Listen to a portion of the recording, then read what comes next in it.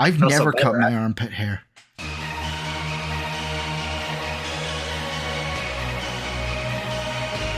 This podcast is brought to you by Most Valuable Podcasts, leading the league in podcasting entertainment.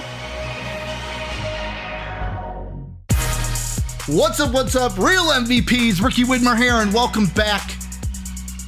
Second time, me and this beautiful guy are here. Dave Oster, how you doing today?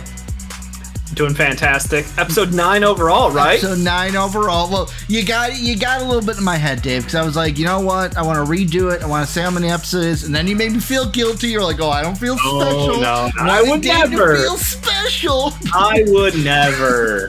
Can't let Dave not feel special, because everyone's Episode 9 special. overall of the Draft Room. Draft Room. That's what we do. See, we pass the ball back and forth. We're like Jackie Moon, and I can't remember Woody Harrelson's character's name in that one, but we just pass the ball back and forth. You get it? No, I get it. You get it? No, I get it. But welcome in to the Draft Room, where we talk about NFL, NBA. Right now, we're in NBA mode for the NBA draft, talking about all the draft news. We got a jam-packed show. Remember, if you want to support us, Patreon link is down below. You can be a basic or plus member. And also, if you're not a part of it already, go and join the Discord today. MVP Discord, greatest community in the universe, especially on the internet. That link is down below as well. But Dave, we've got to start off before we get into what we're going to talk about. It's time for When Dave Was Right.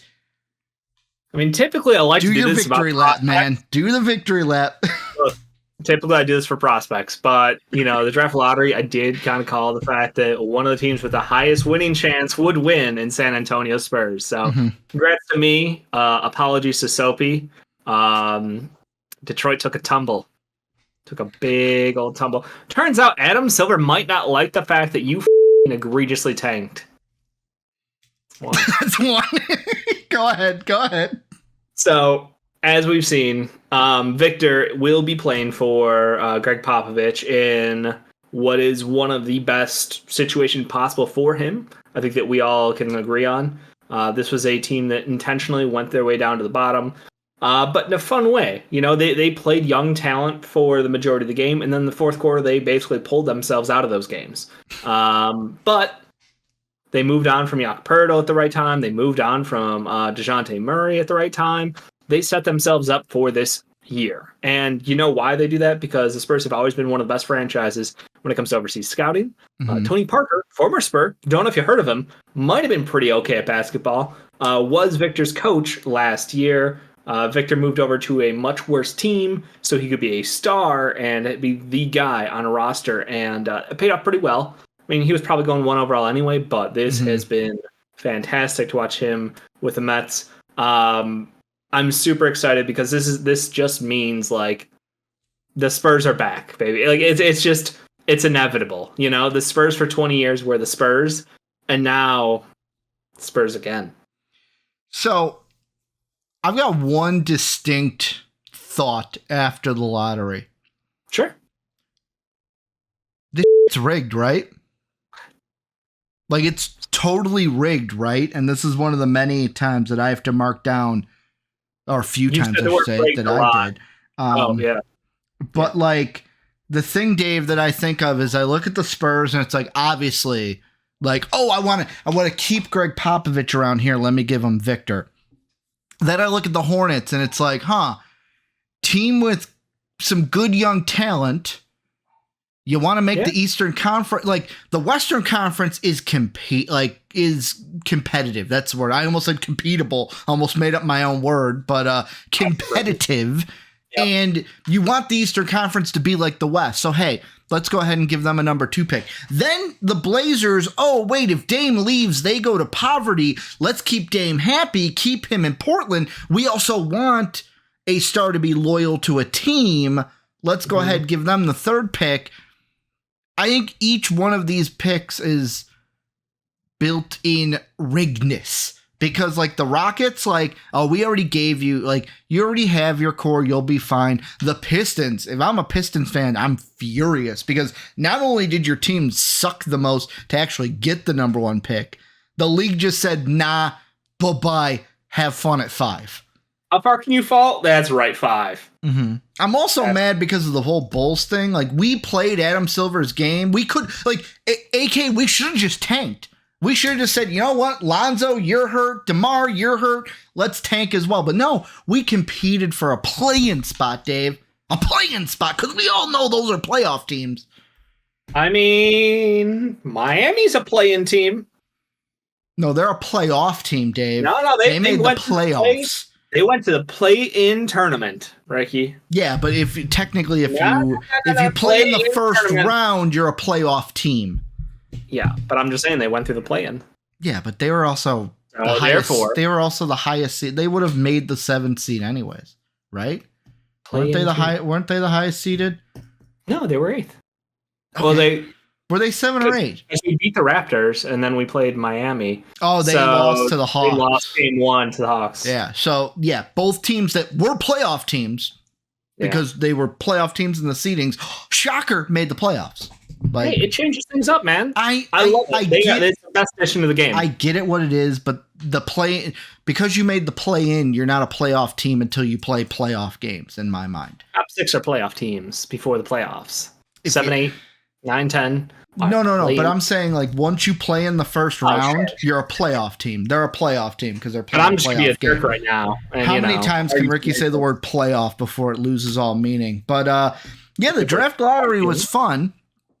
Brings us into the main thing. The first thing we'll talk about, at least out of the lottery. Can we acknowledge that? Mavs. Go ahead. The Mavs. They did. Valuable because they can either add to their core of Luka and maybe Kyrie. Actually, because you know what's fun, or they can use it as a tool. I thought of this on draft night.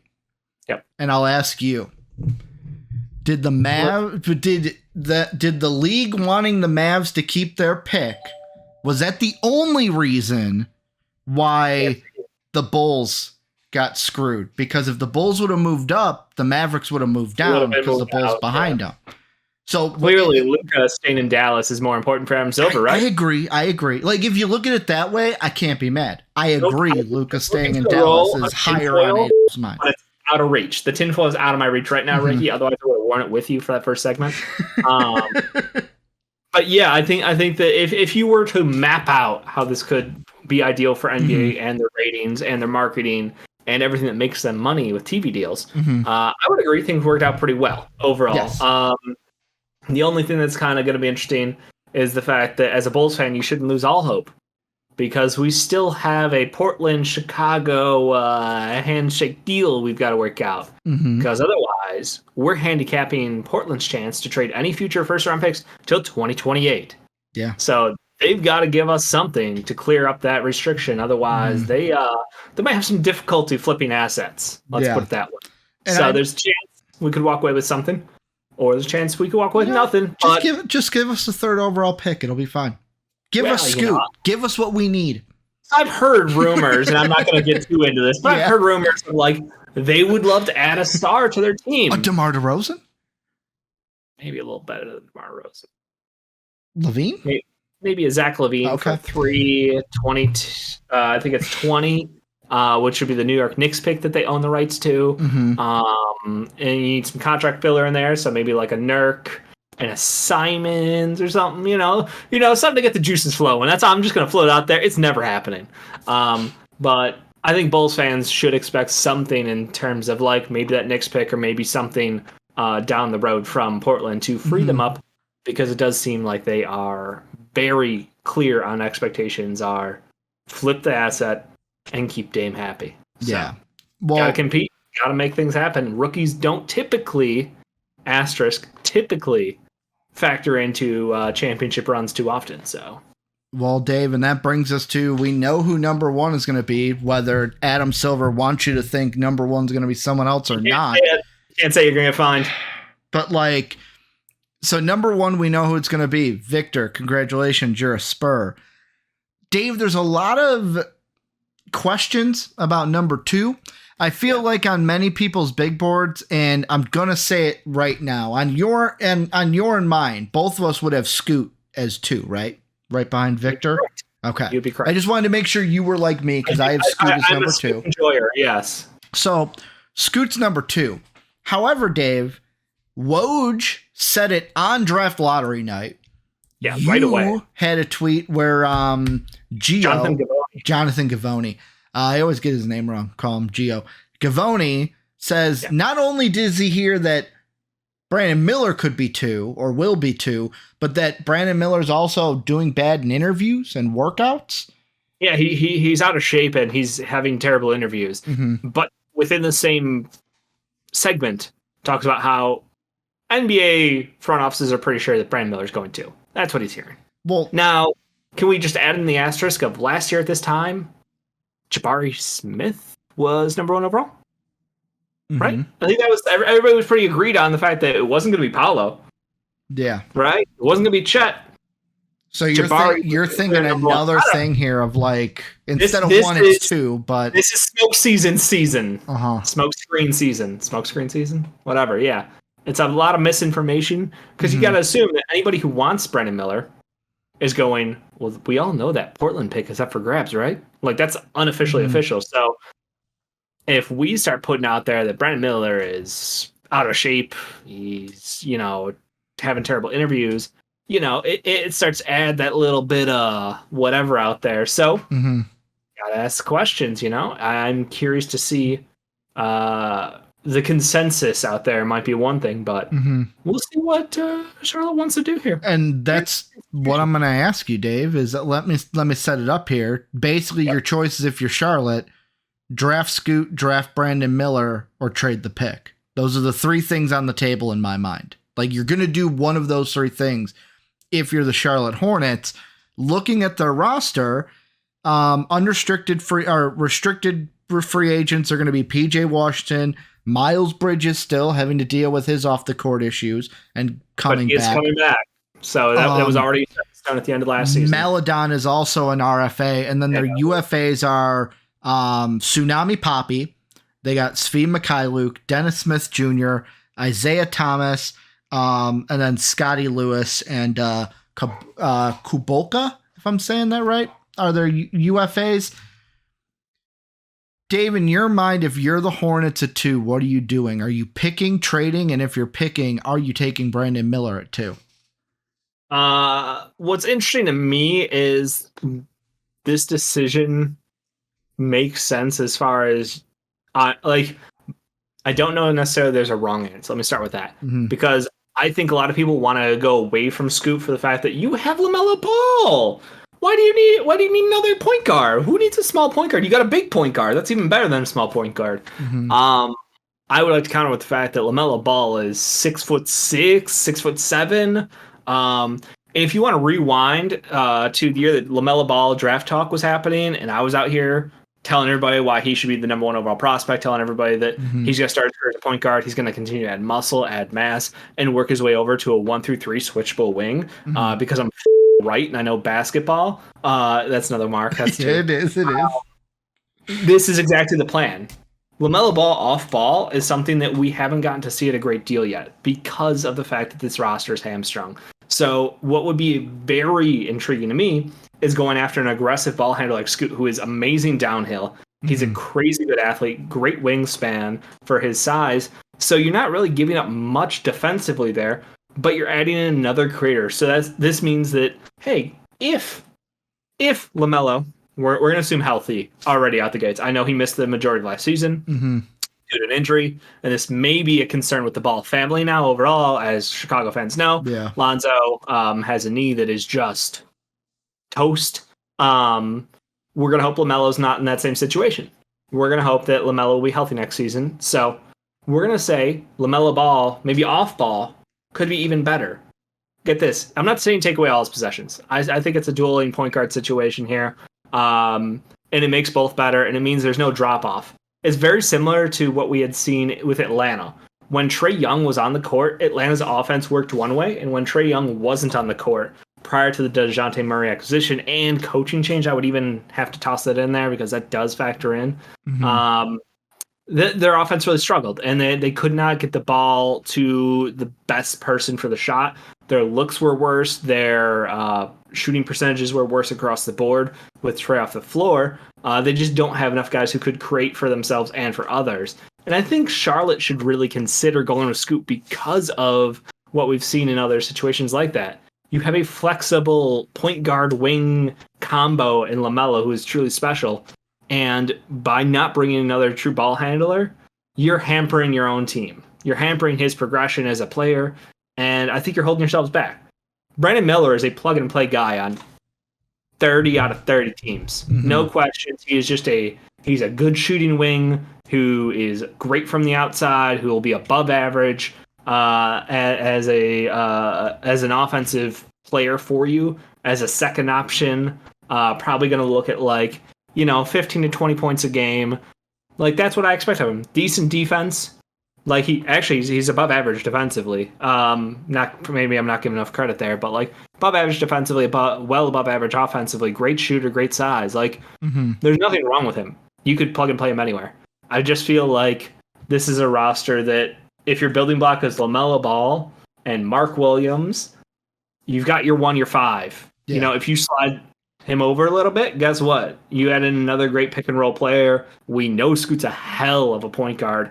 He has some of the best passing chops coming into the NBA since literally that we've ever seen. So he's just, I just truly feel like he is the best guy for the job. And it would almost be a disservice if Charlotte did that. But at the same time, it's Charlotte. No offense. Your decision making is questionable at best. And I think we all know that on the outside looking in. So probably going to be Brandon Miller. Yeah, so in my head, everything that you said is spot on. Thank you. However, the thing, and while you were talking, I had to pull up Scoot highlights again, because the most important thing is, could Scoot and LaMelo coexist? Yes. Mm-hmm. However, in my head, I look at, okay, how does the ball, because both of them are main ball handlers, or from highlights, you see that.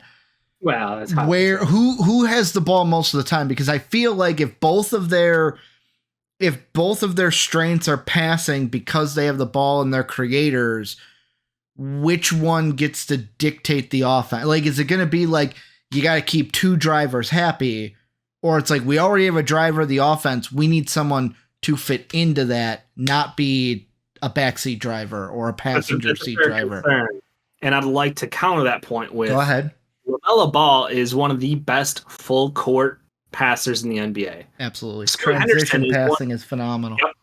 And Scott Henderson is one of the best half-court players we've seen come into the NBA. This is a guy who's got 2 years of professional level competition coming into the NBA, something that's fairly rare for people of his age. So I think it's the ultimate tandem. It's kind of like how you let LaMelo have the creativity in transition plays, and it's not like he's bad in the half court. It's the same thing with Lonzo. Lonzo growing up with the Chino Hills team, it was always get the rebound, turn, and just watch the full court passes go flying. Yes. They will out sprint you in the transition offense, and that's one of the things that, as a Bulls fan, I loved about Lonzo. He was always up tempo. He kept everybody on their heels. He wanted to punish teams for not hustling back. And LaMelo Ball does the same thing offensively. He gets into passing lanes. He can get steals for you, and then those turn into quick points in transition. And LaMelo Ball, as a shooter, which I would argue, as good as he is in as a facilitator, as a transition passer, as a guy who typically finds the right pass more often than not, as a shooter, he's phenomenal. His three-point shooting doesn't get enough love because his overall numbers haven't added up because he's missed time. But his shot volume and his shot diet is incredible. This is a kid who has no fear and will take 10 threes a game without blinking an eye. So imagine 10 threes a game when you don't have to self-create everything for your, can you imagine him, off ball? We got Scoot driving to the hole, and we got a drive and kick situation. We could have LaMelo coming off a screen from Mark Williams, who pretty good screener. He's kind of fucking brick wall out there. I tried not to. I really did. You're good. But it's just, You're good. Hey, let it fly. It's just gonna be a bleep, Dave. They're okay. Let them fly. Yep. So I think offensively, it opens up the team for more success. Mm-hmm. You're never going to go wrong by adding another wing. It's one of the most valuable positions in basketball, but by adding in another dynamic ball handler who can create for himself and others, I think that outdoes it just by a little bit. Everything is preference. Yeah, gotta understand. But I think the opportunities there that those two could create would be special. So the thing that I've been able to look at, and I've been able to go back farther than I wanted to, which is nice, was the second point I was going to make is, like, yes, I know that Clash might be there, but I would still take Scoot. And the reason being is, Dave, I'm going to throw out some names at you. I want you to tell me what all these names have in common. Luka, Jason Tatum, Joel Embiid, Bradley Beal, James Harden, and Carmelo Anthony. They were all the third pick. Yep. All the third pick, and the person who went ahead of them should not have gone ahead of them. Okay, well, I mean, like, look, that's... So, like, no. And, like, think about it. And, like... I understand your point is valid. I just think it is more of a coincidence than... But there's one case because like Melo was Darko Milicic. Some could say greatest player because he won a ring first. You had Luka was the bag man, yes. Marvin Bagley. Jason Tatum's was interesting because it was Lonzo, but Lonzo is good when he's out on the court. Injury is just the only Jason Tatum's on a different level, as seen by the 51-point game. Mm-hmm. 51? Mm-hmm. 51-point game 7 that set a record. Yeah. Obviously, disheartening game to start the series with Miami. Disheartening, you would say? Oh, get out of here. Get out of here. You said heartening, and it sounded like Harden, and I had to throw it in there. And so then we can connect that to the fact that he was a no show in the fourth quarter? Yes, absolutely. Okay. Absolutely. But go ahead. I cut you off. No, I mean, just that's valid. He's just on a different level. Yes, I agree. James Harden was Hasheem Thabit. Yeah. Yeah. Hasheem Thabit went above James Harden. Joel Embiid's was, I'm doing this off the top of my head because I just had them. His was, shoot, why can I not remember this? Embiid went third. Who went second? That was not the... come on. He played for the Bulls, Ricky. He played for the Bulls, but he was traded to the Bulls. He was going to be our new small forward. Oh, Jabari Parker. That was right. He was Jabari. Bradley Beal was Michael Kidd-Gilchrist. There was one... Anthony Davis. Oh, Anthony Davis won. Michael Kidd-Gilchrist too. Yeah. Then Bradley Beal.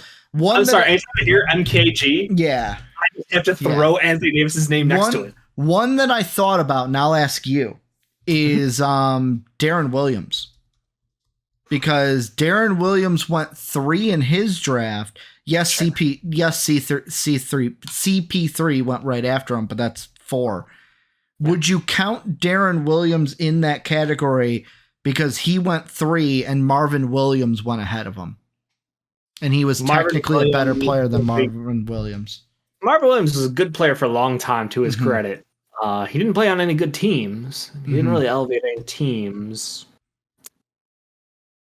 I mean, that's tough. Darren Williams was good. I left him off because I'm like, he's not on the caliber of all the guys that I had listed. And there's a larger gap in other places, yeah. The reason why I bring this up is I like Brandon Miller. I liked watching him at Alabama, this season. He's a good player. But if I'm the Hornets, I don't want to be that team that we look back 5 years from now and be like, oh man, we should have taken Scoot. And what's funny is everybody's been like, yeah, Scoot would have been the number 1 overall draft in 5 classes out of 10, in the last 10 years. Mm-hmm. And you can make the case for that pretty easily. So if we have a kid of that caliber, but is the pressure there because of the size? Is it a situation where it's just like the NBA is trending towards a bigger wing as a more valuable player to have if you don't got that guy? And you think that, what if this makes LaMelo unhappy? What if it's gonna, it could be a little bit of them just trying to keep nice because Brandon Miller's not going to hurt anything. Just a plug and play guy. LaMelo is an RFA after next season. He's getting a max. I mean, it's just a question of like whether he will, become unhappy, and you'll see, a Luka situation where DSJ got pushed out of town because Luka didn't like playing with him, and then Jalen Brunson had to leave town because I don't think that was Luka. I think that was more Mark Cuban in his pocketbook. But and a little bit of questionable hires by the New York Knicks hiring never mind. Hired family, you know how it goes. Yeah. Point being, if I'm the Hornets, I am conscious of that. How that looks from a perception point for LaMelo, because also in the back of my head, I'm going, LaMelo gonna be injury prone. You want this is an insurance policy, maybe if we. You want to know how you fix that though, Dave? How's that? Bring Melo in. Just bring Melo in and say, hey, we're thinking about drafting Scoot. How would you feel about that? You don't have to do what he says, but like to me, if I was Melo and you brought me in and said, hey, we're thinking about drafting Scoot, how do you feel about that? Yeah. I would at least be sitting there going, hey, this team cares about what I think enough to, are they going to listen to me or not? That's not the end all be all, but they care enough to ask, hey, how do you feel? Because we don't want to ruin the chemistry that we have. I think you're right. It has to be framed correctly. Exactly. It can't just be like, hey, we're thinking about Scoot. You cool with that? Like, yeah, that wouldn't go over. The whole thing is like, LaMelo, we see you as a positionless player. Yeah. You're a star no matter where you are on the court. You're our number one guy. You know that. We know that. Everybody knows that. Bringing in Scoot is to help you get better. It's to help us get better. And I think you're right. Framing goes a long way, especially with younger players. Like, you can't give them control of the franchise early on. You can't let them LeBron dictate, who's going to be on my team. But you have to make sure that in today's NBA, that you don't get into a situation where they're demanding out by year 4, by year 5. When you're running that edge of that contract deal, you have to you're forced to sign to a max, and then you end up with the bag, and you're like, great, year 6, he's like, I have no interest in playing for you. Yeah. Like, it's just, that is something that is in every front office's mind right now, because we're watching it happen in multiple teams already. Yeah. Like, everybody's already talking about Zion Williamson not wanting to play for the Pelicans. They've been talking about that for 3 years, and it hasn't gotten any better. If anything, it's gotten worse. So maybe that could be one of the reasons why he's not looking to work so hard right now. Like, I have no comment on like, Zion. hey, let me just, if I eat a little bit of gumbo and like I can always lose the weight because I'm an active guy. Like, Dave, I wouldn't put it past that being why things are to where they are. Hey, I'm not going to risk an injury. I just can't play. I'm just not healthy enough now. According to per my sources. Per my sources. It was the Pelicans doctors who were holding him out of games. Oh, okay. At the end of the season, it was more so the Pelicans' concern and going, we could wait till next year. And he was like, no, I'm ready to go. And then all of a sudden, it was him on the sidelines going, I'm not trusting myself enough. And then he dunked in warmups, and you're like, yeah, what are you doing? Yeah, the are you doing? I don't. There was an obvious disconnect between what was being told to the media and what was happening behind closed doors. Regardless of that, the situation is grim for the Pelicans, and they need to figure their shit out. So I'm really just saying that, like, as a whole, if you have someone of a superstar talent, which I believe LaMelo is, you have to make sure that the moves are made with him in mind. Well, and I'll ask you this question: is neither of us know Melo. Melo, you're always welcome on the show. Anytime. Always throw out that olive branch, but neither of us were like taller than me. Neither of us know Melo personally, but like for me, Melo seems like, when I say like, oh, doesn't seem like a cocky guy, he seems like he's very cocky and confident in his abilities or on the court, but he just doesn't seem like the guy to me to where it's like, like he's not a prima donna. Like, oh, this is all about me, and like I feel like if you framed it right, asked him, hey, what would you think about bringing in Scoot? He'd be like, hey, is it gonna help us win? Then hell yeah, I'm in on that. I tend to agree with you. That's his personality on the court is fantastic. Mm-hmm. I think a lot of it very, he's a little bit more outspoken than Zoe is, but the point at the end of the day is like their dad did a lot of the talking for them, and I think they're all humble kids, and they were raised really well, and they all have a great personality. So it kind of worked out, minus that middle section we just don't talk about. Was that a LiAngelo burn there? You burning on LiAngelo? Is that what you're talking about? Yes. Moving though, let's say the Hornets do what ESPN, what everyone seems to maybe think of, like, Brandon Miller at 2. Yep. I look at the Blazers and I go, you mentioned if Scoot's there at 3, trading the pick. That's what you mentioned earlier. Yeah, it's a bidding war at that point. Because I don't see Scoot and Dame gelling. They already have Simons. Yeah. Oh, I forgot about Simons too. You can't, like, I wouldn't want Scoot. Like, Scoot's a great player. Wouldn't want him in Portland because him and Dame, like, gelling is not as. Portland loves short guards, though. Portland loves short guards. They do. Dame, they got CJ. They got Simons. They had GTJ. Gary Trent Jr. If you're looking to trade, actually drafting them. To be fair, what's even the package you're looking for? Are you looking for multiple picks? Are you looking for potentially like a player to play along with Dame because you want to keep Dame happy? Like, are they going to trade Dame also? Like, hey, let's get picks. Let's trade Dame for another pick down the line that's like a higher one so we can get maybe the first overall in a future draft. I don't even know what the Blazers' plan is. So, like I mentioned earlier, the Blazers are handicapped in their future assets due to this Bulls owed pick that was protected this year. And will be protected next year, and will be protected the following year, and will be protected the following year, all the way up until 2028.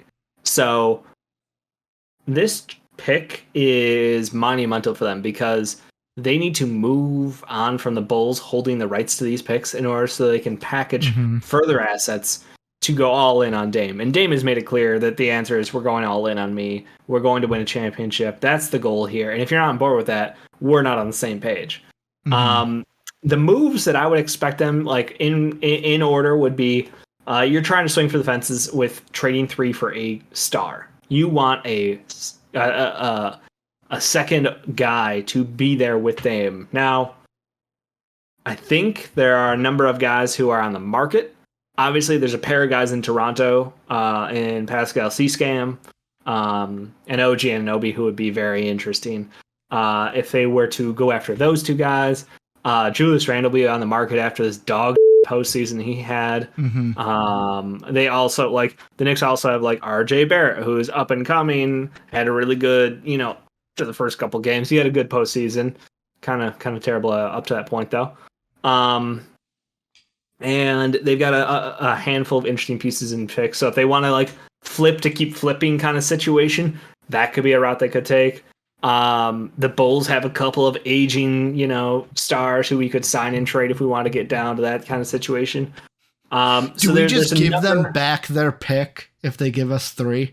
Like, is that the main crux of it? We would have to pay way more than that. Yeah. Like, we'd give up more, but basically the main thing is like, hey, we know that, like, we'll get your pick next year if you're in the playoffs, but, like, hey, how about we give a deal? And then you don't have to worry about it. Just give us number 3 right now. Well, if they do that, then they can trade their 2024, 2026, and 2028 picks. Because to map it out, 3 picks. To map it out, because I know that both you and I know what the exact thing is, just so everyone else is on the same page. What Dave's talking about is next year, Portland will... If they're in the top 10, they will keep their own pick in 2024. If it's top 14, it's theirs. 15 to 30, it goes to Chicago. It's like that all the way until 2028. It's if they're in the top 14, they keep their pick. If they're 15 to 30, it goes to Chicago all the way until 2029 is when that is not the case. Yeah.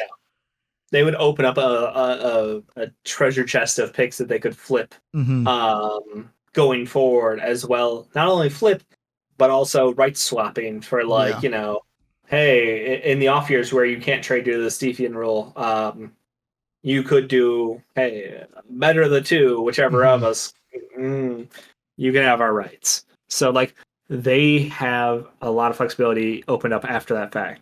So that's a possibility here. What would be interesting to me looking at this draft class, honestly, is a package deal of trading down with a team like Orlando, Who's got where two Orlando picks? has 2 picks and they've got a girth of depth on that bench of guys who intrigue me. I think Jonathan Isaac is injury prone as anybody else, but when he's on the court, he is a defensive player of the year. And he is someone who can match up 1 through 5. And he is someone who is not a negative on offense. So you could gamble on going back, getting 2 picks, and again, this could be a starting point, or it could be the total deal. But like, you could moving back to get like Ji or a package of like Ji, Gary Harris would be a very good role player. And maybe another piece here or there. And then either taking those picks for players. You could go after somebody like with the Bulls former pick that we gave to Orlando generously. Maybe like Jordan Hawkins, someone who is just a catch and shoot monster coming off screens. Someone who translates immediately. Grady Dick, same situation. Like somebody who is a wing who has that. He has an NBA level skill right out the gates. There's no concern about that. It's not that Scoot doesn't. It's just there's no room for Scoot to play alongside Dame, Simons, Sharp already in the backcourt. So trading down for assets plus players who could help you in a playoff run could be interesting. Or they could continue to flip those picks for more players. It's just that question of like, is 3 with Scoot? Like after that, there's it's a drop off in value. We can all admit it. Yeah. So like you miss out on probably like Amon Thompson, or if people believe like Cam Whitmore or Jarace Walker, one of those guys will also fall in that gap. So there's another value-wise, doubling back. It's a risky move. There's another team I want to throw out like that, though, and maybe it's not the exact same, but I look at Utah. They have 2 picks. Okay. And also, like, yet again, maybe I'm not in love. Like, I like the talent. I like the players that potentially Orlando could give up more. But, like, if I'm moving up, if I'm the Jazz, I'm trading both my picks to move up to 3 to get Scoot. I don't need Jordan Clarkson anymore. I don't need. I like Clarkson and Sexton. One of those can become expendable. Not enough talent. I don't know if any of them like fitting next to Dame. And like you already have Simons and Sharp who both play shooting guard. Like, and I know you can swing Sharp out to the 3, but it's not not ideal lineup. Because like they're not going to trade. They're not going to trade Lowry. Like it's a no deal. Lowry and Walker are off touch. They're completely untouchables at this point. So I would say the only thing that would intrigue them is 3-4-5s. They need to add in some size because Jeremy Grant's not a for sure thing. There's the hope there that they can throw a deal at him, throw a bag at him large enough to keep him there. I mean, Kelly O. Do you put like I'm not saying that's like the linchpin, but Kelly O. They have. If like Akbaji is their only other, like it's either he's pretty much him or maybe THT if you count THT as a 3 over a 2. I'm good. Like that's what I said. I like Orlando's depth more, but like Orlando has some size. They've got some tradable wings. Chumo that's all they've drafted is way they've drafted the long boys. That's because the guy in the front office came from the Bucks when they were drafting long boys. So like he's consistent to it, but also Orlando would get a point guard out of the deal, which would be amazing. I'm a big Kelly believer. Like I think Fultz is fantastic. Will be a near miss on an all-star vote in the future. I really have high hopes for him, but I think that if they have the chance to get Scoot, they're probably not going to take that and miss it. So why not? But yeah, they've got a couple wings who would be helpful. Now the question is it worth it? Are you gambling on health on a team where health has not been well to them? The Blazers have had horrible health issues. You know who's got some wings though? However, expendable wings or bigs. I'll say that I'll throw out the team. Seem to be just the obvious choice. I was gonna say I'll throw out the team. You tell me what you think. OKC. The only thing is you already got SGA and Scoot. Like SGA, they play Giddey, SGA, and J Will together. And Chet's coming back potentially. That will be there. Injury. No, he's 100% there. He was already ready to go at the end like injuries, you never know how they're going to come back from an injury. No, he was already healthy at the end of last year. He didn't want to play though. Oh, okay. I'm sorry. He didn't want to play. The organization felt it was not necessary for him to play at the end of the year. They weren't competing. Well, I mean, they were a playing team, but missed 3 months. You know, so why are we doing this? Like they've got picks, they've got players that could be expendable is what I'm saying. Like, dude, is this the time for them to empty some of the war chest to get a guy like Scoot if he's there at 3? I don't think he fits the profile that they're looking for. They'd be more interested in like a Brandon. Like they want continual... So if Scoot goes 2 and Brandon's there at 3. Then you have a different audience, 100%. Okay. I even think that if Brandon's 3, the Blazers still trade. I'm keeping it. Oh, okay. I'm keeping it if I'm the Blazers. Okay. I think Brandon Miller walks in the NBA and can give you 15 a night and play above average defense. And he spaces the floor. Basically, you could play Scoot, Jesus. Brandon. You play Dame, Simons, or Sharp, Brandon Miller, if you can re-sign Grant, and then you're bringing back Nurkic. I wish you had a better option there. But, like, that's a pretty good team. That's a pretty good team. So, I would say that would be the idea of, like, if they get to keep Brandon Miller, why not? But if it's Scoot, it's being moved 100%. Now, the one thing that I will bring in, and I'm checking position really quick because some of the guys in my head that I think are 2s are really 3s. Let's see. I guess he's a 2. The one thing that will also play into drafting as well is the news that apparently came out this week from NBA Central on Twitter that the Lakers are prepared for Austin Reeves to get basically $50 million from a team. Oh, it's more. It will be more. Yeah, like at least 50 to where they can't keep him because they won't be able to pay him or won't want to pay him that much. Won't want to, yeah. It's basically the sentiment.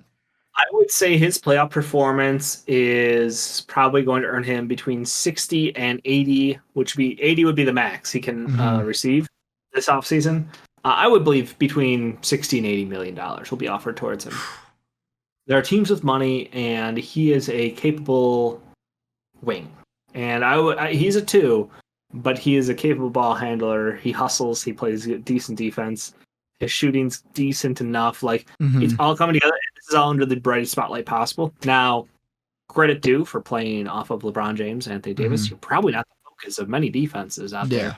And it's the first time he's thriving, so you do have to have that, like, how well scouted is he kind of concern. Like, Jordan Poole this year was much worse than Jordan Poole last year. Now, whether that was because he was well scouted this year or because there was, a right cross that, might have affected his mentality towards the Warriors. Yeah. Who's to say?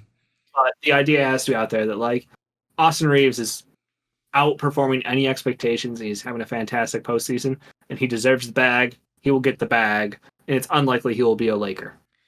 That's another thing. He's not a 3, but I was like, it's gonna play into how teams build. Yeah, I mean what's on the court is very you can be creative up to a point. Yeah. Up to a point is always the answer.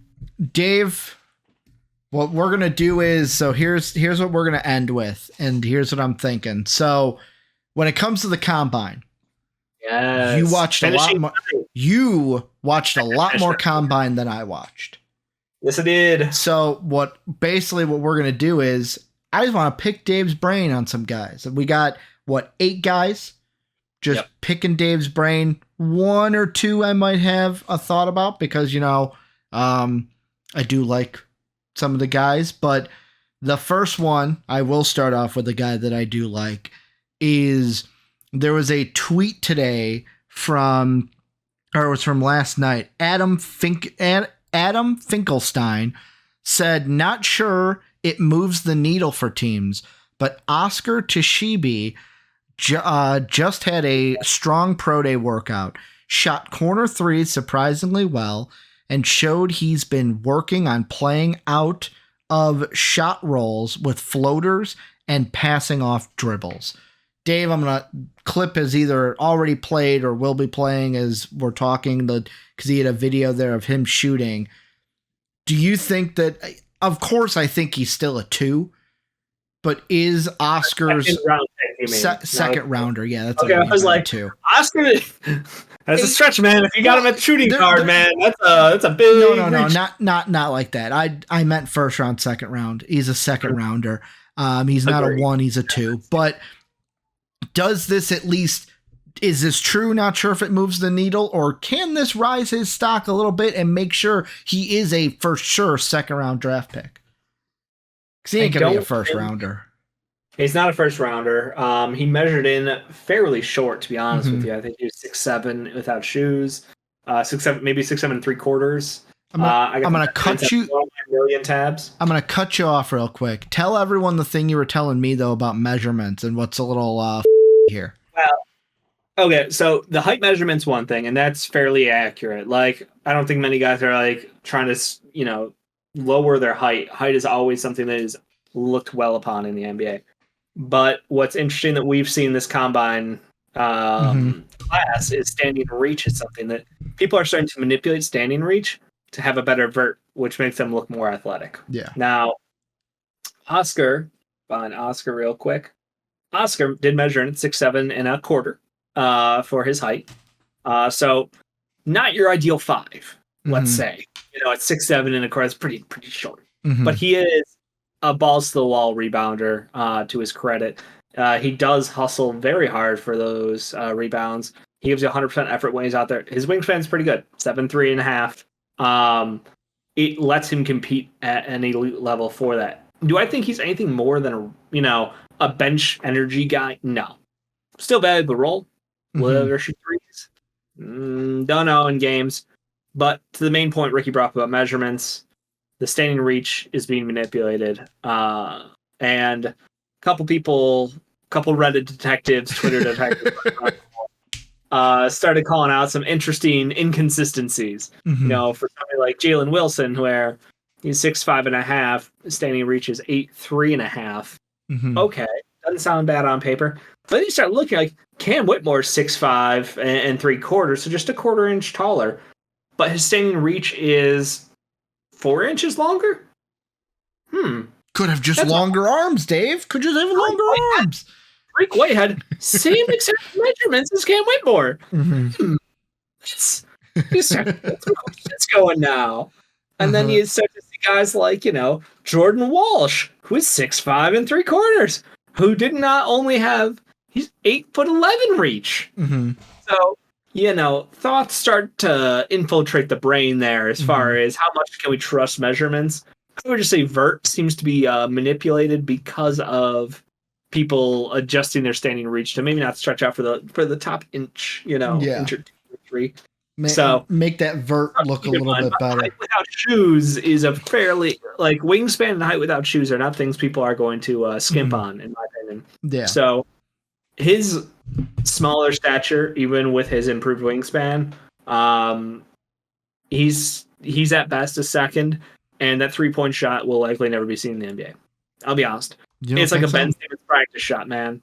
Like, it's great. You can hit an open 3 in an empty gym with ain't nobody giving a So, gold star for you. Love it. I think we have practice warm videos of JaVale McGee hitting those. Dwight Howard definitely hits those in Taiwan.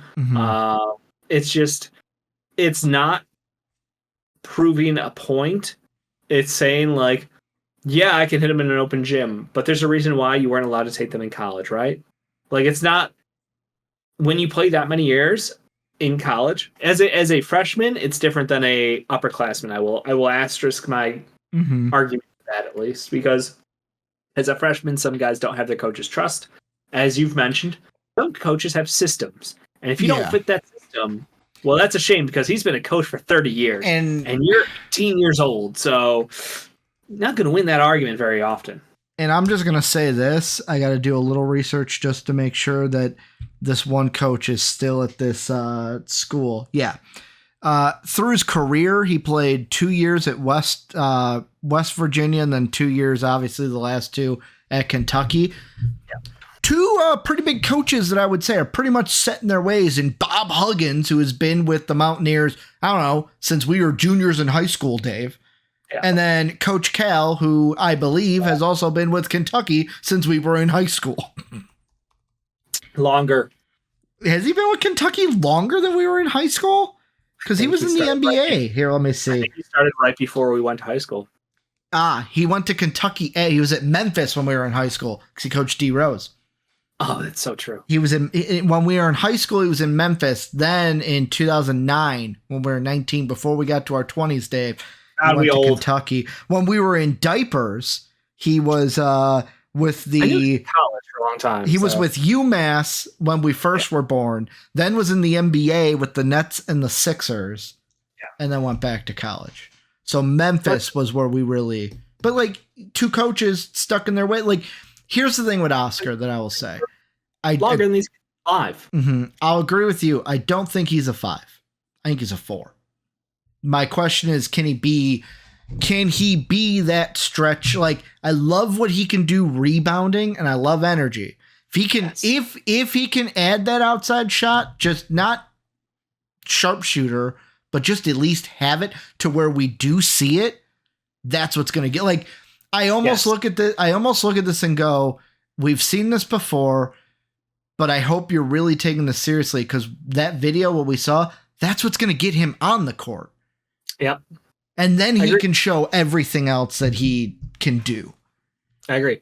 We have lots of tape on him. I recall last year we started digging into the rumor mill about why he left West Virginia and maybe some attitude issues affecting his draft stock, and he ended up going back to college. You know, fairly successful as a single player in college.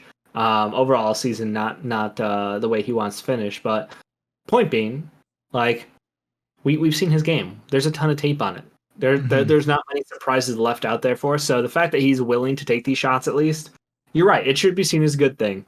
I do think he has a spot on the NBA team, because I think a lot of teams are lacking somebody who will just out hustle, do the dirty 9 work. other guys on the court. Yep, 9 other guys on the court. He's gonna out hustle him.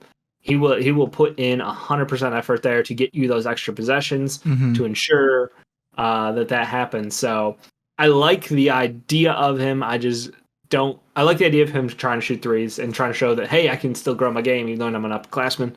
I just don't believe that will be enough to move the needle very far for him in the draft. Well, Dave, the next guy, I'm basically going to let you rant about him, because you were ranting about him all before we started recording. Or was I? Seems like the Combine, you're really falling in love with Ben Shepherd, it sounds like. The Combine fell in love with Ben Shepherd, let's be honest. He was an invitee, which means he was not somebody on everyone's big board. He's a name I've not seen often thrown out there on the draft Twitter space, the analyst areas. He is someone who's playing for Belmont, who is now in the MVC this year for the first time. He is just a sharpshooter. He is a excellent offensive weapon. Defensively, still not terrible. And really, he showed out a lot during these scrimmage games. It was very interesting to see him interact with basically the college all-stars, is how I will put this, and the other draft prospects, because it's the best of the best. And he's given an opportunity to kind of play against the top talent in the nation, which he didn't have the opportunity to always play against. And infectious energy, really fun guy on the sidelines, on the court was very talkative. Seems like he's got a lot of those intangibles that we sure love as fans. And the fact that he can knock down shots at a fantastic clip really gives you love, because he's somebody who you always question, like, worst conference. What kind of play are you getting against? Are you playing against plumbers? Are you playing against accountants? Well, I mean, it's like the whole thing that people are saying about the Thompson twins is, because they're playing against 16, 17-year-olds. Let's see how they do in the scrimmages. Yeah. So just to clarify, Ben shot 41% on 3 this season. He took 190, not a small sample size. In previous year, he shot 37% on 190 as well. So like consistent improvement year over year. His entire career at Belmont is something you love to see as a scout, something you love to see as a fan of a player, because it means he keeps working on his game. So like everything about him is likable. And the fact that he's got like prototypical wing size at 6'6" out there, there's a lot to like about him, man. I just think that he's somebody who is off a lot of people, like 90% of people's radars, and he's somebody who might get drafted because of these last 4 days. Second round, right? Most of these guys, I'll ask you, most of the guys we're going to bring up, second rounders, most of them? Essentially, yeah. Okay. Essentially, but we always do see people fall in love late. And I do enjoy a good, a Jalen Williams-esque story. Yeah. Where we didn't see him he went from nowhere to guess what, the Thunder want him in the teens. Like did pretty well for them. So I'm not going to say he's not going in the first round. I'm just going to say that he is now on the NBA radar across the board after these last 4 days. Excellent games in scrimmage. Seems like a coach's kind of guy. Seems like the teammates like him as well. So huge fan of what he's putting out there for him. And he's taking advantage of the opportunities given. Kind of like to go on what you just said is like, all right, the crack was open. The door opened a crack to get you in. You blew the door open. Now what are you going to do with it? Kind of a thing. Yeah. The next guy, though, I know that you mentioned maybe not so positive thoughts about this guy around the combine in Jordan Walsh, Dave? Yeah, Jordan Walsh. Negativity going around Jordan Walsh? If Jordan Walsh could kind of drop out of the draft after about 4 minutes of that scrimmage game, he probably would. It was a brutal one. Jordan Walsh looks like a basketball player. That's about it. Arkansas, he right? has the measurements. Yeah. So he was part of that amazing roster of Ant Black, Nick Smith Jr., and Jordan Walsh. That was a big three. Ricky Council Jr. stepped up as an upperclassman this year. Well, Nick Smith was out and got himself, honestly, into a position where he will be drafted, it looks like, in the maybe early, maybe mid-second round as an explosive two-guard. But Jordan Walsh really struggled offensively the whole season through. Like there's not a bright point really to point at for him. I mean, what's interesting about Arkansas is... I was just going to say, in 24 minutes, about 24 minutes a game this season, 7 points a game, 4 rebounds, about an assist a game, half a block, shot 43% from the field, 27, almost 28 from 3, and 71 from the line. Yeah, he is a defensive 1 through 5, though, which is interesting. He kind of gives you those vibes of like, you can switch this man on anything, and he's gonna take that assignment, and he will absolutely body people. His measurables are elite. He's someone who is special physically, but the shot doesn't drop. And it's one of those situations where you're like, can we fix him?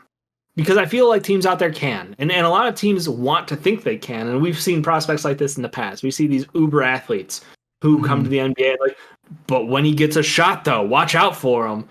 How often did that pay off for them? Like 1 out of every 15, 20 maybe?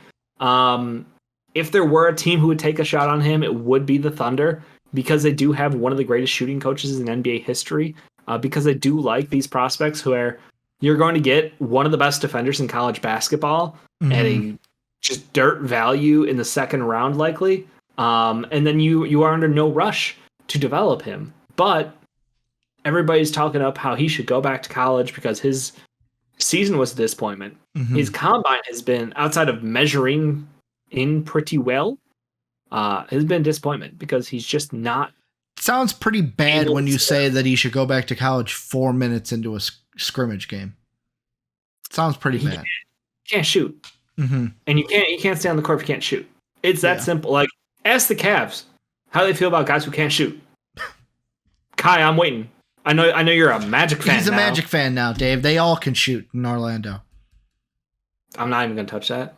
There was nothing there. They're just great. I'm talking about like shooters. Like Franz, your boy Franz can shoot. Well, I know, number 1 value overall in that draft class. But yeah, you're right. If you can't, like, it's the same thing like we said with Oscar a little bit. Like, yes, it's great that you bring X, Y, or Z to the table, but you don't bring, you know, yeah, like Jordan it's Walsh great. is a defender. Yeah, Through it's and through. great that you're defend. Like for Oscar, it's his rebounding. For Walsh, it's his defense. But it's like he can switch so well. But you can't be a liability offensively. Like you can't. Yeah, he's got to work on his game still. And the question is that done best in the NBA or is it done best in college? And next year's class looks even more top heavy and then middle empty. So people are projecting already that, hey, if he goes back, even if he has a slightly better year, and guess what? You're not going to have to worry about Nick Smith and Anthony Black hogging the ball. Anthony Black is the most selfless player I've seen on that court. Like he will make every pass, even if you don't know that's a pass that can be made. But Jordan Walsh needs to work on a shot. I think that the only situation that would be successful in the NBA really would be the Thunder. And that's because I just value the fact that they have literally the best shooting coach. So Yeah. ideal situation there. If not, if he doesn't get a promise from them as a second rounder, I'm going back to college. Dave, the next guy, a little bit different of a spin on this. As Monday, there was a tweet from ya boy, KOC, Dave. We know that you love KOC. Oh, no. It was put in the MVP Discord, said, sources, Bobby Clintman has pulled out of the NBA Draft Combine. He has also recently informed Wake Forest that he is not returning to college. He said, KOC that is, said Bobby is currently 15th on my big board in the Ringers NBA Draft Guide. Dave, because this happened the first day of the Draft Combine, hey, I'm pulling out of the Combine. I'm not going back to college. Dave, I will ask you the golden question. Who did Bobby get a promise from? Man, this is such a weird Had to get a promise from somebody, right, Dave? He got a promise. And because I remember Campser in the Discord was basically like, please don't let the Hawks draft him, because Campser's a Hawks fan. I mean, there's always a chance because the Hawks were 15. KOC has them 15 on the big board. Yeah, the problem is where like, do you have Bobby going? Like, where is he on your big board? We don't care. We don't care about KOC's big board. It will take time to get the order right. That I was trying to do it in my computer. I got too many tabs. 15 is the Hawks, 16's the Jazz, Lakers at 17, Heat at 18, Pelicans 14, Raptors 13. Realistically, I'm concerned for the Raptors at 13. I think the Raptors at 13, the Jazz at 16, even the Hawks at 15, I guess, yeah. Those would all be very high for him. If it were somewhere in like the 25 to 30 range, sure. Pacers got a couple picks there. They got 26 and 29. Why not? The Grizzlies at 25 even. They need an upside swing because, let's be honest, you can't count on your star anymore. So they need another guy. And clearly they told Dylan, get the out of town. Under no respect will you be allowed back here. I love that comment, by the way. So I think there's like the late first round is where it makes sense. I think the people who are thinking like the 13 through, let's say 18, 13 through 18 seems wild to me. I know it's people want to project out like he's basically like having this Giannis-esque like rise of like, look at this kid. People built like Bobby shouldn't be, drafted that low, like any lower than this. He's so raw. He played at Wake Forest. For those of you who don't know, he is massive, but he has a decent handle. He has a great shot, and his shot form is really what people are interested in. But he was like the fifth option in college. Is that an indictment of his coach? Probably. When you're given someone who has that kind of talent, but it's also somebody who has not gotten the most basketball skills nor basketball IQ. Situationally, he looked like deer on ice during the season. I'm sorry, what was, no. Deer on roller skates. Oh, okay. Deer on roller skates. Because I think that Adam Sandler movie, man, that was just such a good movie. Bo Cruz, man. Bo Cruz. Got to stick back to that movie. But the thought is he is a ultra raw, huge player with a great shot, good athleticism, and like you can't teach size. So if you can work with him to slowly increase, the amount of time he's on the court and increase his awareness of the game and his skill set to go with it, first round talent, sure. The weird thing to me is the fact that he is entirely leapfrogged Gigi Jackson. Yeah. Which Gigi was a top player in his class. Which I believe our boy from Australia, Retro, who's in the Discord as well, Gigi Jackson's one of his boys. He loves Gigi Jackson. South Carolina was a year for him. That happened. Wasn't as great of a team as when they had Sindarius Thornwell, Dave. Look, I love me some Cindy. He was a great player. Wish he had a better NBA career, but I understand. Yeah. He had some issues with that team and with his coach and with the coaching that was done.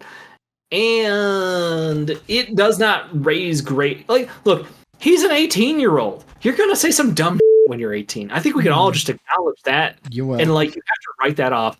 People who have his measurables, have his skills, do not grow on trees. And I think the fact that, when we're talking about guys who are 6'9" with a 7-foot wingspan, who have the ability to create shots anywhere on the floor and hit them at a decent clip, that's kind of wild. And I really am surprised that so many... Yeah, that's another one. Well, here's the thing. So, like... I almost censored myself there. Yeah? No, it wasn't the censoring. It's... People know what you said. It didn't come through clearly. So I'm like, I'm going to let that one slide. Didn't come through clearly. Kind of wild. That one came through. Go the ahead, Gigi Dave. Jackson is not seen as a better prospect due to his attitude. And the attitude of an 18-year-old, it does matter. Don't get me wrong. Like, clearly, we can see guys who, basically in the last couple weeks, there's podcasts that came out there talking about, like, maybe 50% of players love basketball. The rest of the guys are out there just get their paycheck and they don't give a shit. So it's really interesting. Pat Bev said that. Yeah. I couldn't remember if it was Pat Bev. Pat Bev said it on the Pat Bev podcast that he's with Barstool. I was going to say, Pat Bev's had a good one. There was the PG-13 and DeMar DeRozan sit down. Yes. Like, we have never gotten this kind of insider information. Is that the one, the DeMar DeRozan PG-13 one? Is that the one where I saw a clip, like, not a clip, but I saw a tweet that, like, DeMar mentioned how he wants to kill Zach LaVine. And I was like, I didn't listen to it, of course, because I'm like, nope, don't want no drama here. You should. It's nothing new. Okay. Should I be worried, Dave, that we're blowing, like, the chemistry's blowing up? There'd have to be chemistry there. Oh, go ahead, though.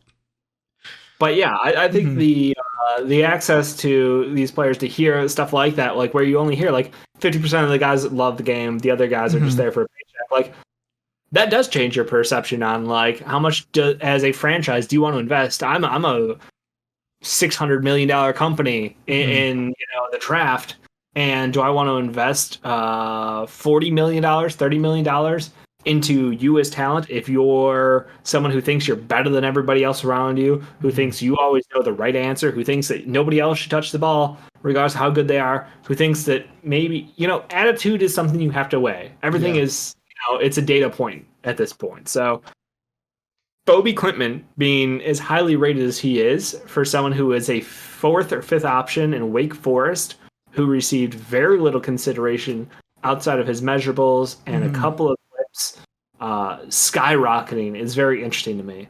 Where Gigi Jackson has been steadily in the 15 to 25 range the whole season, it feels like. And he's someone who just has raw production.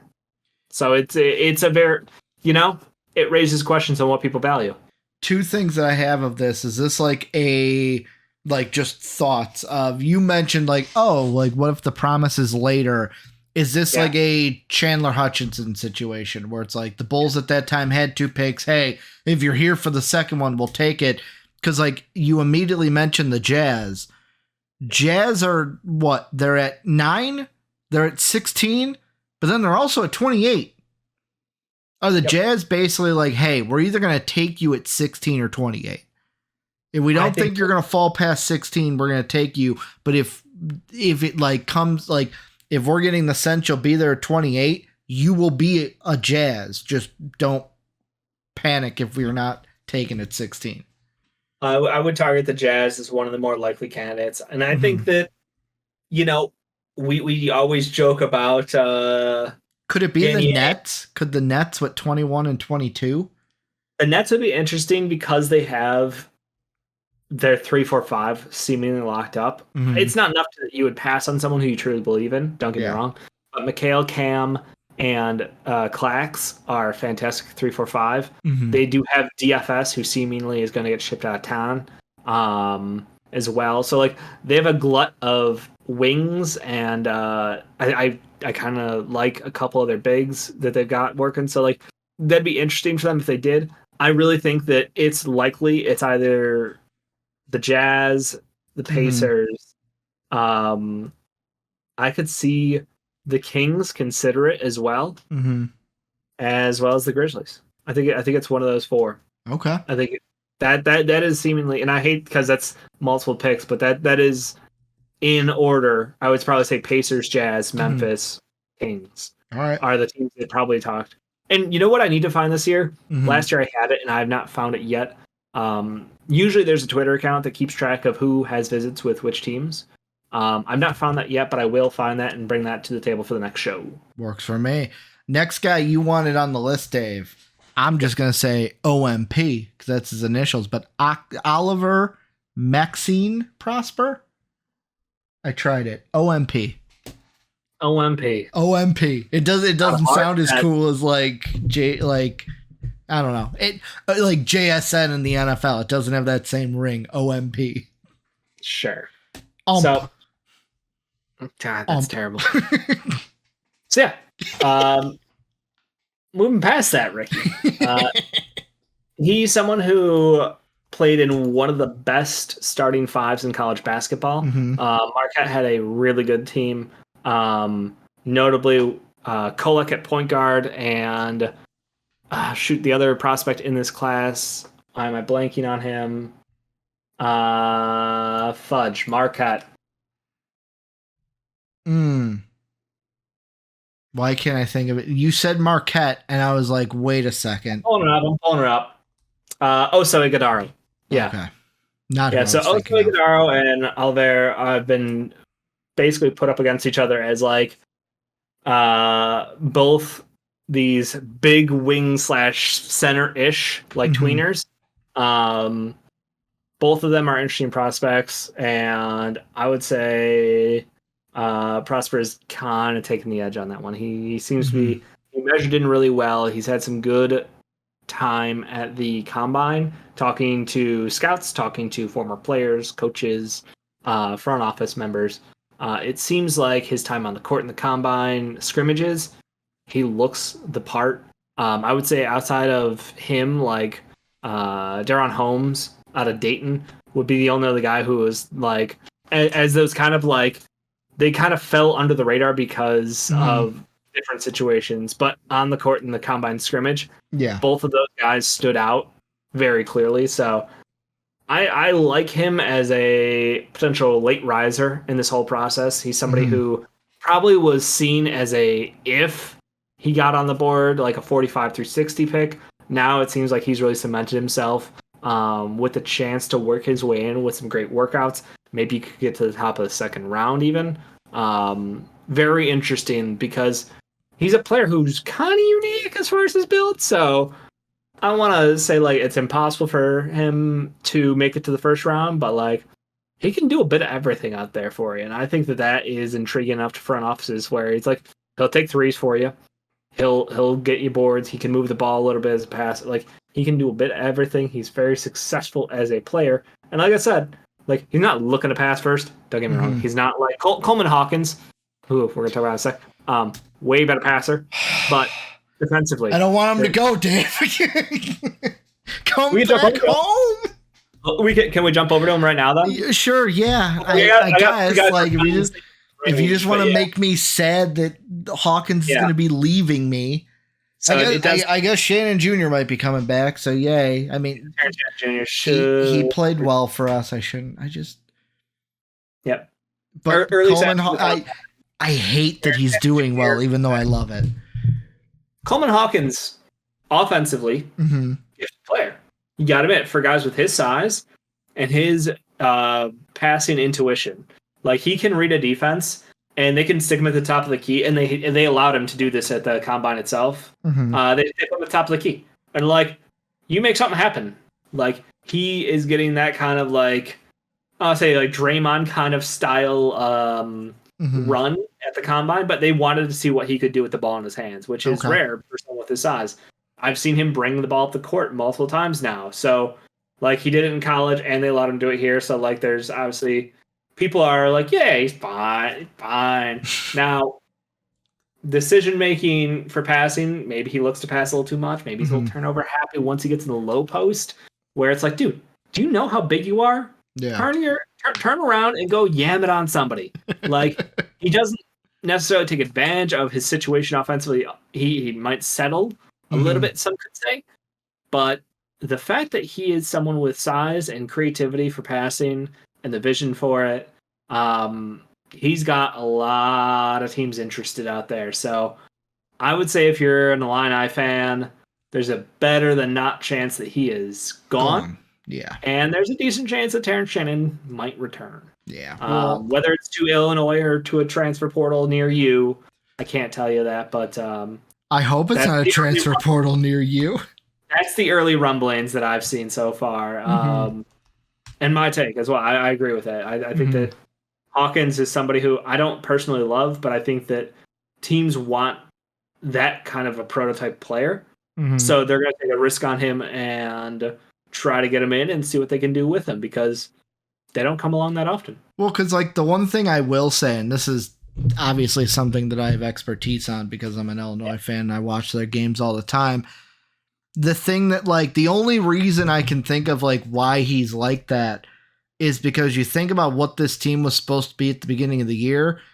Sky Clark was supposed to be running our offense, and it didn't go so well, and it went so badly that Sky Clark was like, I'm out of here. I'm going to Louisville. Into the transfer portal. And Dave, I know this isn't the topic. I'm not going to get real long into it, but a lot of people are not happy with Underwood because we had Sky Clark, one of the top recruits. He's now gone. Coleman Hawkins is leaving. We had a guy that you also had on this list in Brandon Pods, who I don't know, like was a Mr. Wisconsin. And I was shocked that he chose Illinois, but let's go. And then it was like, wait, he was at Santa Clara this year? Like, where did that happen? Because one of the most efficient players in basketball this year in college. He's one of the best rebounding guards in basketball. Yeah. He's one of the better passers with his height advantage. He can navigate screens. He can navigate pick and rolls pretty well. He's a pretty talented player, Ricky. You know what's wild? That we didn't get to see him very much in Illinois. Like, weird that Brad still has a job. It feels to me Brad's got a lot of Tom Thibodeau in him, if you know what I mean. He really loves his upperclassmen. He doesn't trust the freshmen enough. Miller, right? He left too to LSU. Yeah, but screw Adam Miller. He was hurt though, right? Yeah, no, Adam Miller is a complete screw him case because he left us when that was when we still had Io had said, I'm coming back. Yeah. Adam Miller decided to leave to go to Kentucky. Screw him. He wasn't with us. He was against us. So I will always be against Adam Miller. What? Oh, LSU. That was right. He wanted the rumors were he was going to go to Kentucky. He went to LSU. You're right. Yeah. And I don't believe I've ever heard his name since. He got hurt and then he stunk. Yeah, exactly. But yeah, that was it. Io came back. We were gonna win, and then he said, "Nah, I'm good." Like, screw you. You're not with us. But like, yeah, Brandon Podzemski is like he's a legit guy, and the fact that played well for Santa Clara this last year. Well is an understatement, Ricky. Yeah, Santa Clara was a really good team this year. Well, they were a good team last year. You know what? Coincidence. Jalen Williams, Santa Clara, top 20 pick. Brandon Podzemski, people are talking. Should he be a top 20 pick? A fantastic shooter. He's a fantastic facilitator. He's an above average facilitator. He's an excellent rebounder. Like, he gets it, period. And you have to wonder, somebody's gonna want that. I think he's top 25 player in this class. The fact that I think Santa Clara no longer has like a negativity to it now, because we've seen success. Did it ever have? I think it was kind of frowned upon a little bit, because you did have that level of competition question mark, but he was so productive, incredibly productive, and now they've already got transfers lined up. They've got a class coming in that looks good. Like, it feels like Santa Clara might become a little bit bar house for draft picks. Every year you get a spotlight. Kind of cool. Point being, Brandon Podziemski. Man, they were a good team. They looked fantastic at the combine. They were 20. Man, Santa Clara. Now I'm reliving everything because I remember betting on some of these games. They were a 23-9 team, or I'm sorry, 23-8 team heading into the conference tournament.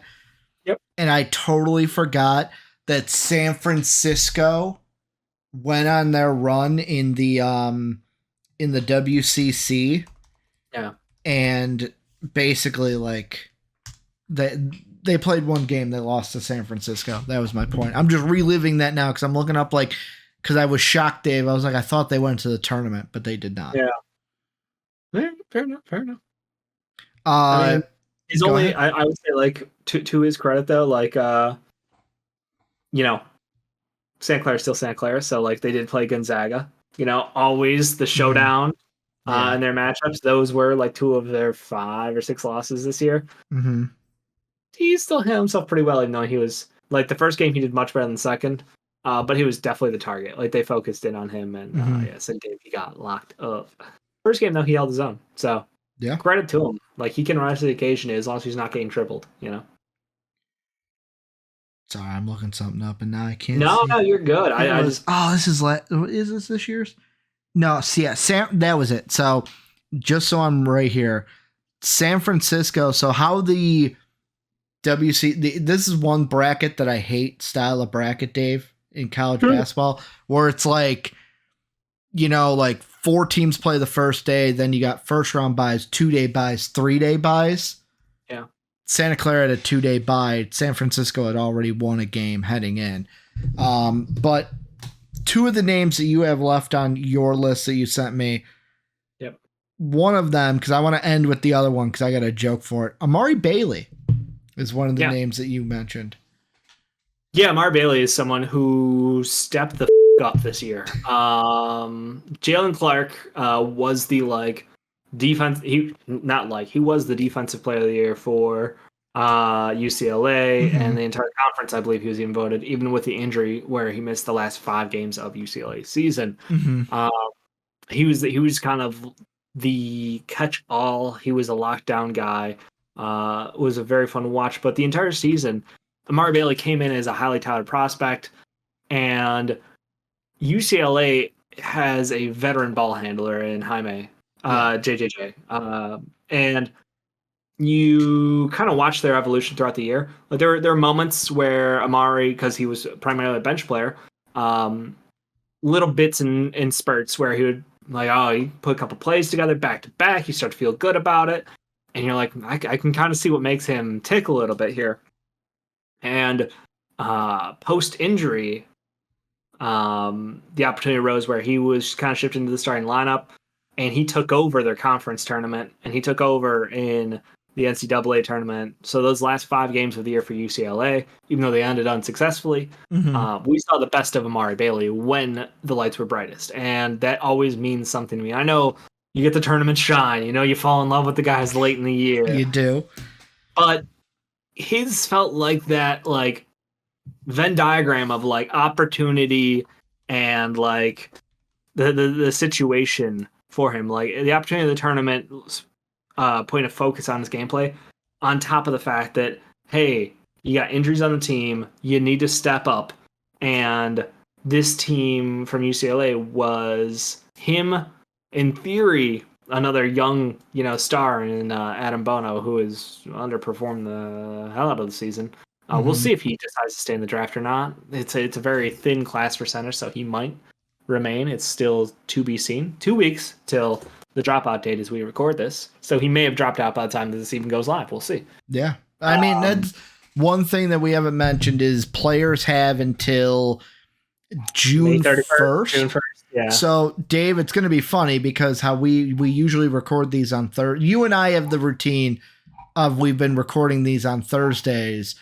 Basically, the next time we record a draft room will be after. It'll be the night of, hey, the time has already passed.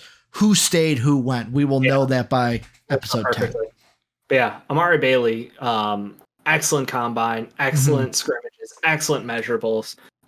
Coaches really seem to like him when they're talking about him. I think he might be like, we're talking third, fourth, fifth best conversation for combos in this draft class. I think a lot of people will have like Case and Wallace as a true point, or I would say if we're gonna bunch them, people have like Case and Wallace, Kobe Buffkin, and personally I would say Amari Bailey in that order. And I think that order may get shifted up a little bit. Yeah. A lot of people had Amari Bailey as a 2, like as a late 2, as a second rounder. He could go in the 30 to 60 range. Wouldn't shock anyone. Or he could go back, I don't think he's going back to college. Jalen Clark still, technically, even with his injury, is eligible right now. We're waiting to see if he returns or not. I think he's got an NIL deal, so he might come back to college. Yeah. But I think Amari Bailey earned himself a first-round pick, and I think a lot of people will look at his tape prior to UCLA and then that end of the season for UCLA and how he was able to thrive against the best teams. Showcase a lot of talent. I think he's probably somebody special you should consider. Last name on your list, Dave. And this is a guy, I'm just going to make this comment now. I kind of want him to get drafted by the Bulls or find his way to the Bulls, Dave. You want to know why?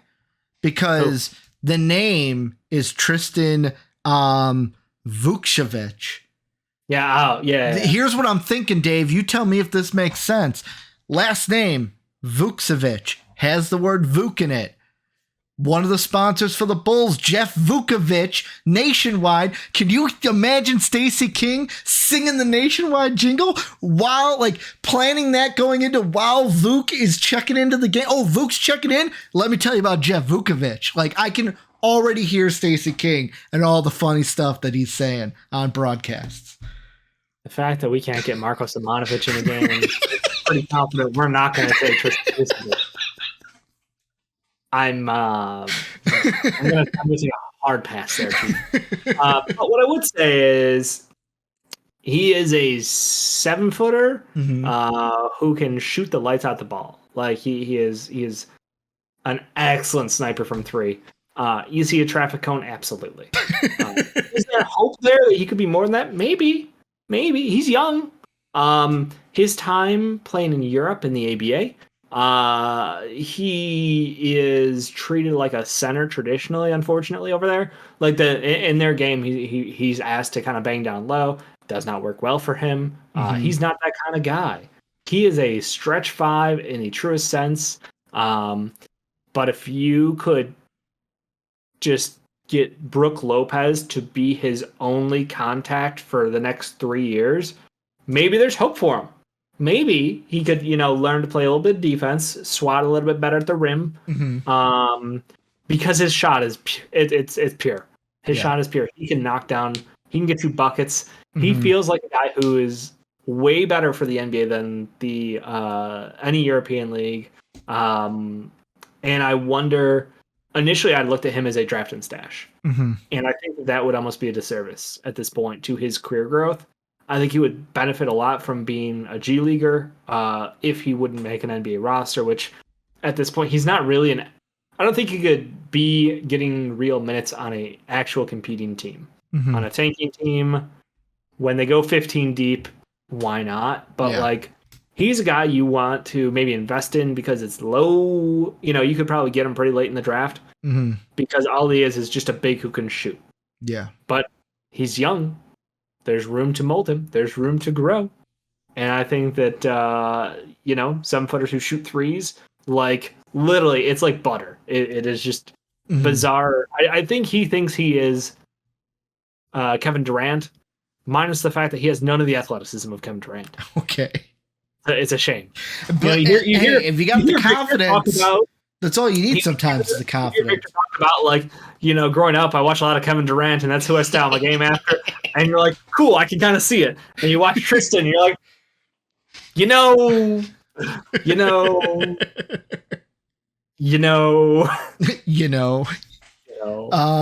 Any other guys you think that you haven't mentioned, didn't have on the list that you're thinking maybe should have put on the list? From the combine stuff, I think I mentioned Duran Holmes out of Dayton already. He is one of the most vocal guys in the court. Always a good sign when you have a confident player. He had a little bit of a step back year this year. His team was much worse. Yeah. Guys left, obviously. He was kind of the big dog there. So hopefully he stays in. But yeah, I think that does it. Jordan Miller, last shout out. He's like 25, but good year at Miami. I'll give you a shout out, even though you're one of the oldest players in the draft. But he's efficient, and you know what we love? Efficiency, Ricky. We love us some efficiency here. So yeah, I think he's somebody who does not get drafted, but I think he's someone who gets an invite, who gets a two-way deal done. Yeah, and we will see him in the NBA in the next couple of years because he looks like a dog. He's in for the game. Well, this has been easily. I think, you know what? I'm going to go on a limb here, Dave. I think besides draft grades, because I know the draft grades were about this time, I want to say normal draft room that wasn't like a draft grades or something post a draft happening. I believe this might be up for longest draft room that we've had thus far. We're just getting started. Dave's like, this is episode 2 of the NBA. Like, you're going to let me talk like this. Also, would you like I know you wanted it before, would you like a final count here? I feel like I went light tonight. I think I only got like 5. So I know I had 3 of these, Dave. I had 3 of them. I swore twice, and yet again, I didn't say Adam Silver. I said the other thing. Gotta bleep that. Here's how many we had total tonight, Dave. 1, 2, 3, 4, 5, 6, 7, 8, 9, 10, 11, 12, 13, 14, 15, 16, 17, 18. 3 were mine. New record. It is the most bleeps that we have had on a draft room. I think, you know what? 2 things I've thought about during this episode. One, halfway through, I thought, do we have, especially at the NBA side, like, this is we keep this as like this is now the record for most bleeps, and every time it's topped, we just mention, hey, this is a new world record. Also, if we ever went back into the shirts game, Dave, you know what idea I just popped into my head? This is very preliminary. Traffic cone shirts. Because you've said a couple times, dude's a traffic cone. I can just imagine like a black shirt with like a traffic cone and like just basically like he's a traffic cone or something like that. Logo or something like, yeah. So it's something that I'm like, let us know if you would buy a traffic cone t-shirt. Maybe we'll get back into the t-shirt game. I haven't done that in a while. But thank you guys for checking out the draft room today. Love talking NBA draft with you guys each and every week that we do this. Remember, I didn't mention this earlier on. We are bi-weekly, so every 2 weeks right now we're doing draft room episodes. If you want to get the draft room early, get it on Fridays. Go ahead and check out the Patreon link down below. Plus members get the draft room on Fridays. But if you want it normally free for everyone else on YouTube, you can go ahead and get it on Mondays as well. Remember, join the Discord, the MVP Discord down below if you're not a part of the best community on the internet. Dave, it was a pleasure doing business with you again. Didn't even feel like an hour and a half. Felt much less than that, because talking NBA and talking sports, doing what we normally do, but hitting a record button just seems easy at this point. Nice, yeah. Seems like we're back to the old days of, sitting there and I'm eating my baked potato soup as we're talking about sports, being like, hey, why is there not a camera here? Oh, wait, the burger's here. I gotta eat my burger now while I talk. You, Champ. Champs is no more. Yeah. That's a sad thing. Champs is no more. But remember, comment down below. Tell us what you guys think. Dave and I will be back in 2 weeks talking more NBA draft. Thank you guys for everything you do. And as always, have a good day, everybody.